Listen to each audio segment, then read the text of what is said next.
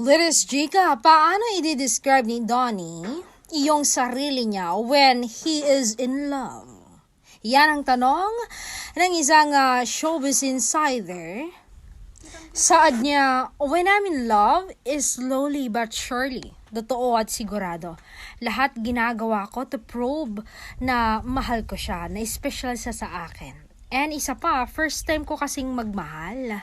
'Di ba? Since birth, akong walang naging girlfriend. And ang swerte ko nga kasi si Belle talaga ang binigay sa akin ni Lord.